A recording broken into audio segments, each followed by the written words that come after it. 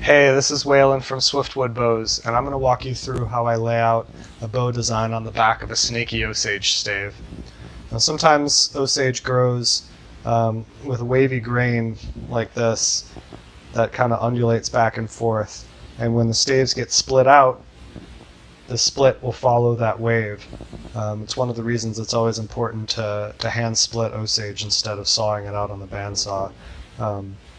Because you always want Osage to follow the grain as much as possible. And it can make for a really unique and beautiful bow when you have some of this snakiness in it. Now this one is not all that extreme. I think it has enough to make the bow interesting without really getting into the territory where you're starting to compromise the integrity of the bow.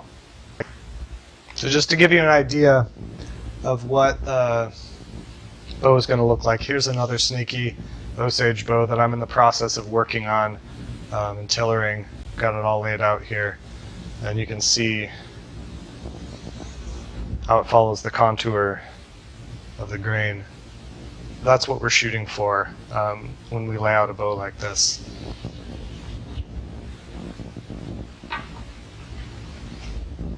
So we're going to follow the basic guidelines for laying out an American flat bow. It's not the only way that you can lay out a Snakey Osage bow, but I think it's a good, solid design to follow. That's what this is. It's got a stiff handle. It's got fades, 2-inch long fades going out to 1.5 inches wide. And we're going to maintain that 1.5 inch width out to mid-limb, and then it's going to taper down to 1/2-inch tips. So that's our basic goal. The trick is going to be navigating these waves in the grain and make sure that we're staying true to following the grain, and I'm going to show you how I do that. So the first thing I'm going to do is I'm going to draw a center line going straight down the middle of the bow. I'm going to try to follow the grain and follow the contours as accurately as I can. Normally I would do this with a pencil, but I'm going to do it with a Sharpie, so it's a little bit easier for you to see what I'm doing. I like to use the side of the stave to guide my hand. You have to watch out for splinters, but it really helps. And just keep an eye on that grain and try to follow it as faithfully as you can.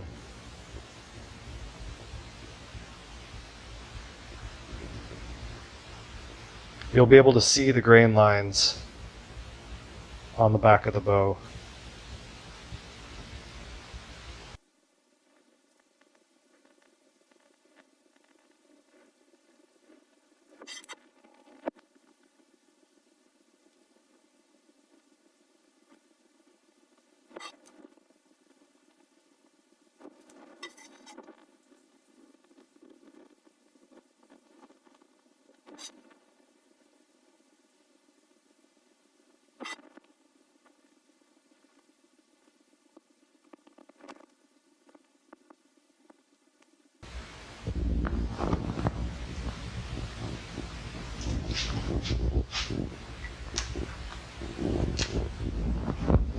Alright, so I've got my center line, following the grain as faithfully as I can. It can be tempting to kind of accentuate the snake and go a little bit further. I don't recommend doing that. You're just kind of working against nature. The whole point of this is to faithfully follow that grain, so stick with what the grain is showing you. I forgot to mention that to get to this stage, I took the bark and the sapwood off and I chased a heartwood ring. If you're not familiar with that process, I've got another video on chasing rings on an Osage stave, so I recommend watching that video, getting your ring chased first before you get to this point of laying out the stave. So we've got our center line here. Now the next step is going to be deciding how long we want the bow. When you're deciding length and width for a bow, what you're really doing is thinking about the draw weight and the draw length that you want to be getting out of it, and the design that you're using. So for this particular bow, I'm going to make it about 45 pounds at 28 inches. And I'm going to give just a little bit of extra length. So normally I'd probably make a bow like that around 64 inches long. I'm going to make this bow at 66. Just to have a little bit of extra length and a little bit of extra safety built into it. So I noticed that this end has more snake to it, and this end is a little bit plainer. So I'm going to preserve this end. I'm going to measure from here.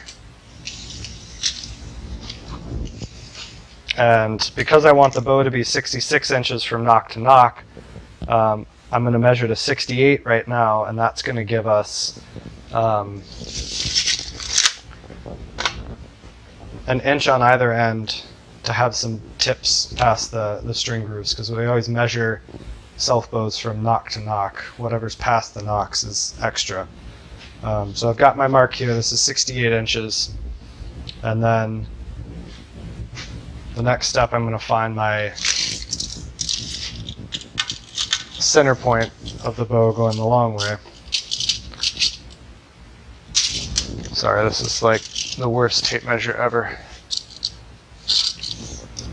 So half of 68 would be 34. Which is right there.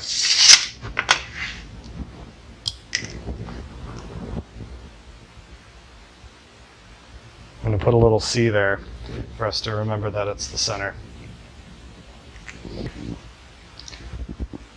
So,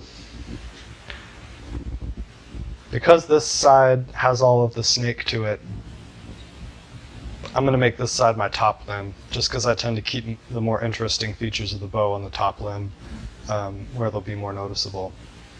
I'm going to offset the handle a little bit to make the top limb longer than the bottom limb. This isn't strictly necessary. If you're newer to bow making and you want to keep things simple, you can make both limbs the same length. But I'm going to scoot the handle down a little bit. So the handle's going to be 4 inches long. So normally that would be measuring 2 inches to either side of this center mark. But I'm going to slide this down a half an inch and mark off my 4-inch handle. So it's 2.5 inches on this side and 1.5 inches on that side. That's going to make the top limb a full 1 inch longer than the bottom limb. So there's my handle. So in case you weren't able to see very well from back there,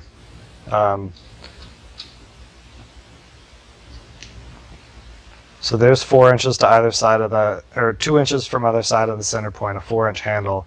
I slid it down a half an inch, and so now I've got my 4-inch handle slightly offset so that the top limb will be longer than the bottom limb.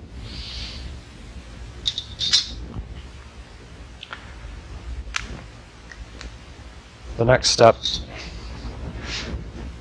is going to be drawing the shape of my handle. As you can see on this bow, I like to have kind of a slightly bulbous handle. And that means that it's a little wider here in the middle. So to do that, I'm going to measure a half an inch to either side here for a full inch width across that line on both ends of the handle. Half inch, half inch. Now, I want to find the true center of my handle, which is actually right here.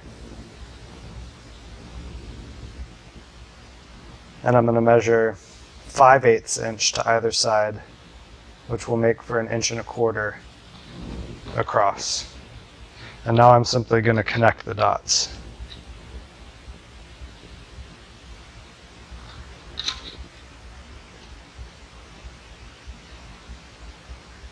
So there's my basic handle shape.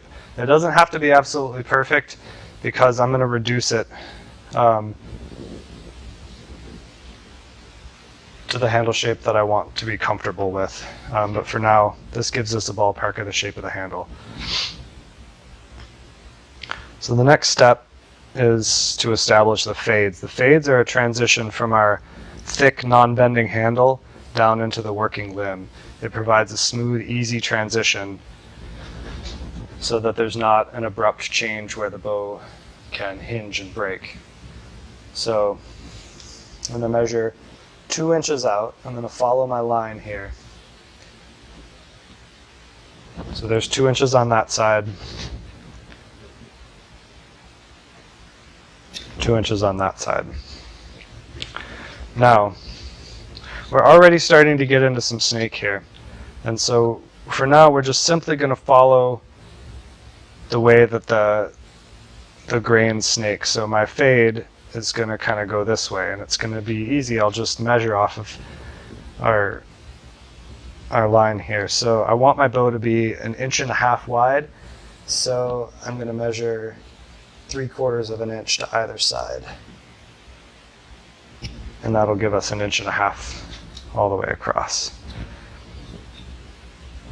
I'm going to connect these lines here.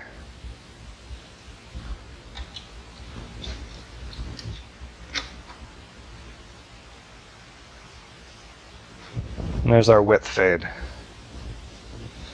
I'm going to do the same over here. Kind of got 2 lines here. This slightly more pronounced side is what I'm going to work off of.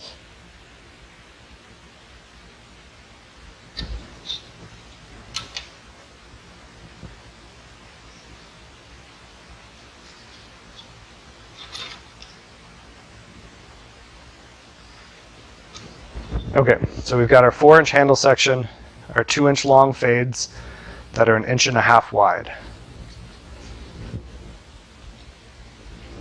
And here's where it's going to start to get a little tricky.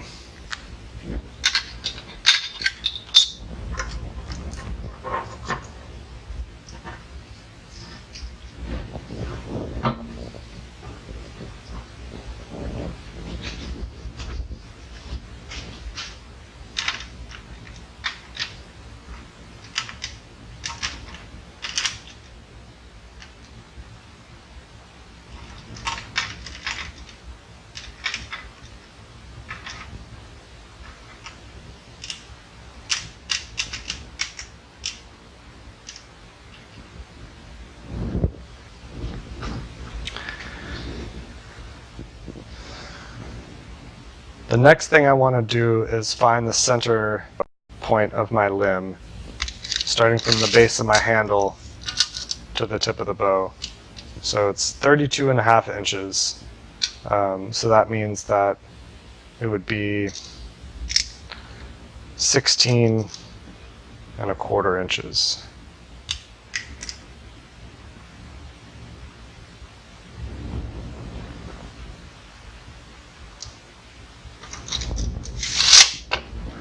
Here's my center point.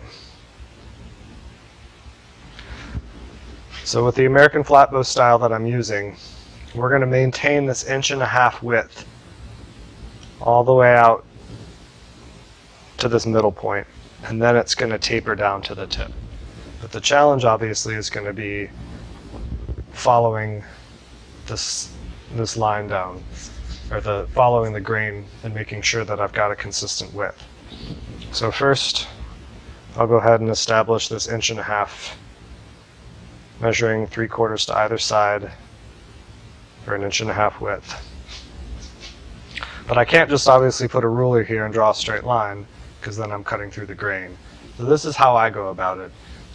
There may be other ways to do this, I'm sure there are, but this is what I found works for me. What I'm going to do is I'm going to go down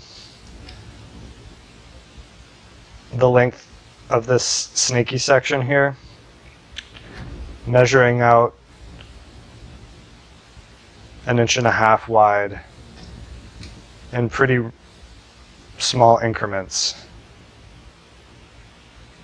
especially when it gets here in the really snaky section. And this is going to give me kind of goalposts to follow to make sure that I'm not getting off track. Make them as close together as you need to really get the contour that you want.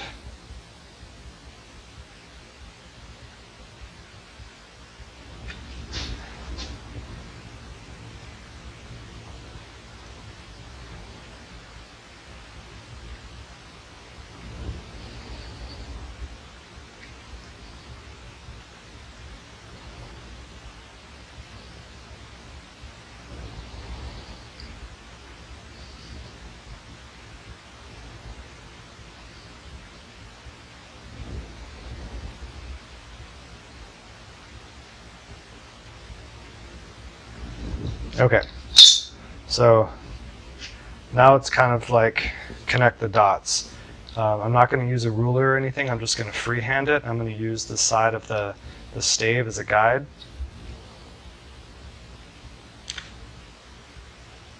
I'm watching the distance between my line and the center line to keep it as consistent as possible. But as long as I'm hitting those dots along the way, I should be close enough.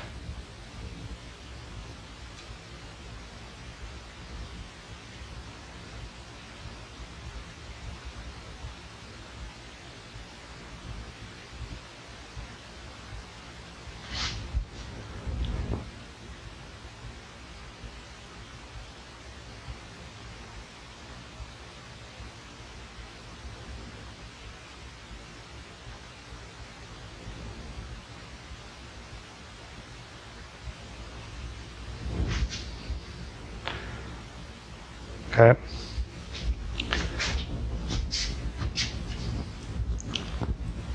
Do the same thing on the other side now.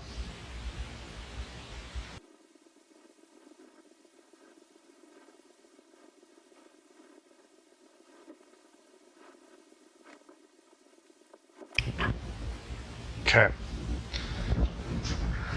That looks pretty good. If there's any spots that don't seem quite right, you can always take your ruler and measure.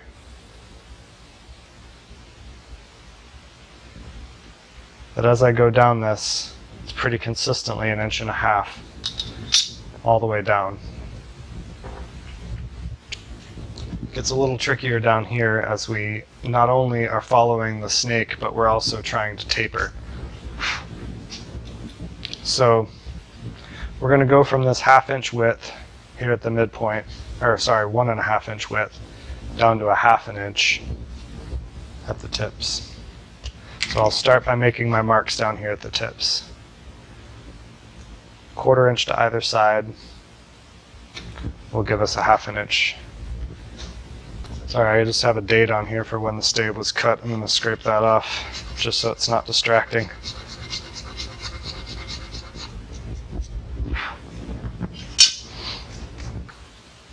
To approach this, if we were to do the same technique where we do the incremental dots, we'd have to be calculating constantly the rate of change from 1.5 to 1/2 inch, which can get a little tedious.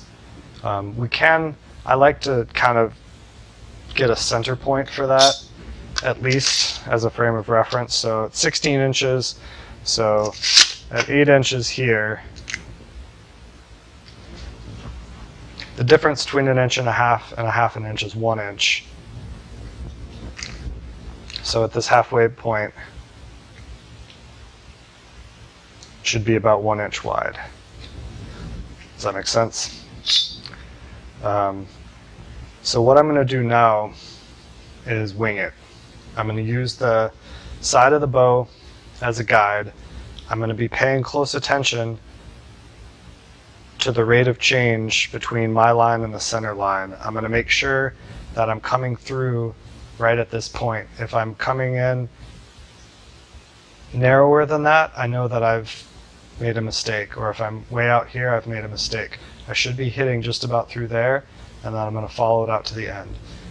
Like I said, there are probably more scientific ways that you could do this, but if you have a steady hand and a good eye, this goes a lot quicker, and it does just as good of a job.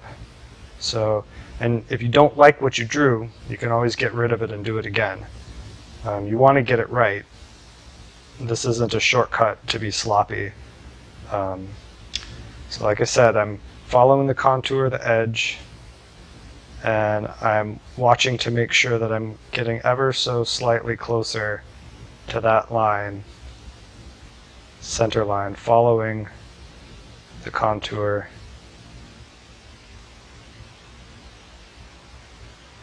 Normally I'd be doing this with a pencil, so that if I made a mistake it would be easier to correct. But I'm not going to make a mistake. I get it right the first time here. Alright, so I'm hitting my line just about on.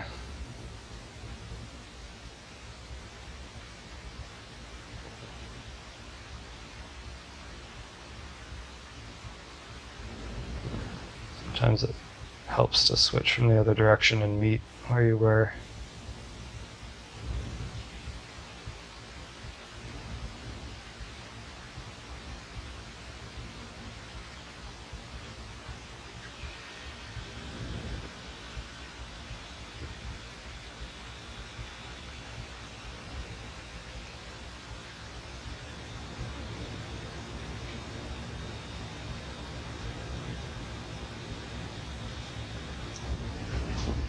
There, that looks pretty good. Okay, now I'm going to do it from the other side here.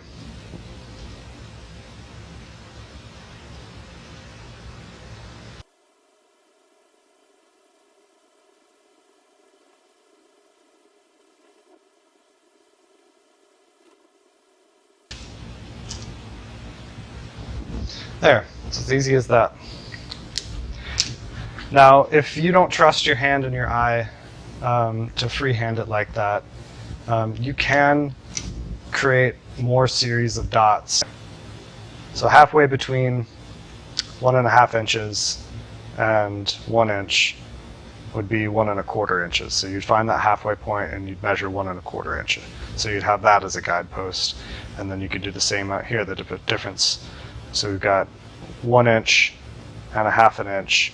So half of that would be at 3/4 inch. So you can go through and create yourself some guideposts to follow if you don't trust your hand. So there's the tricky half. I'm going to go ahead and switch this around and lay out the other side just so I can show you the final product. But I'm not going to walk you through this. I'm just going to let you watch what I'm doing.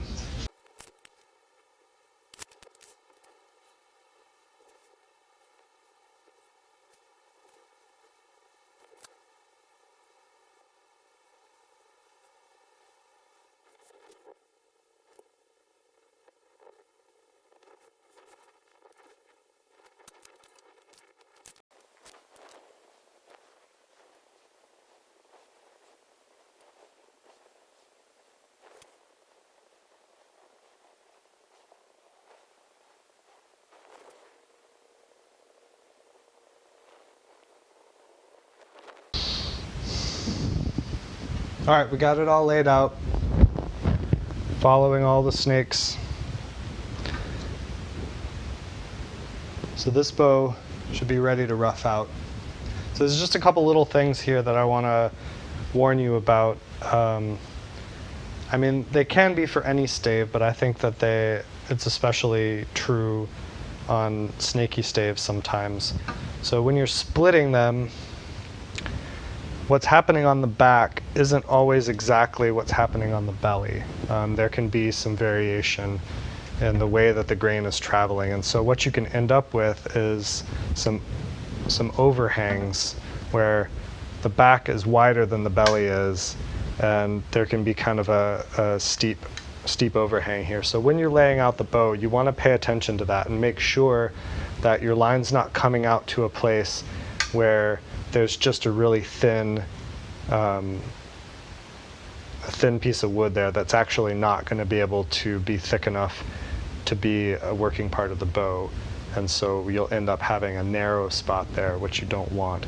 So make sure that you're working within the realms of what your stave can actually give you. And also there can be some kind of edges that are splintering off, and you don't want to include that in your bow. You want to make sure if there's any cracked edges where it's splitting off, that it's going to be well outside of your bow. There's a big crack up here. There's a little one here. You know, it's not going to be any problem for this stave. They're definitely outside of my bow, but it's just something to be mindful of. Make sure you're being realistic about what you can get out of your stave. So I hope that was helpful. This is how I lay out a snaky stave.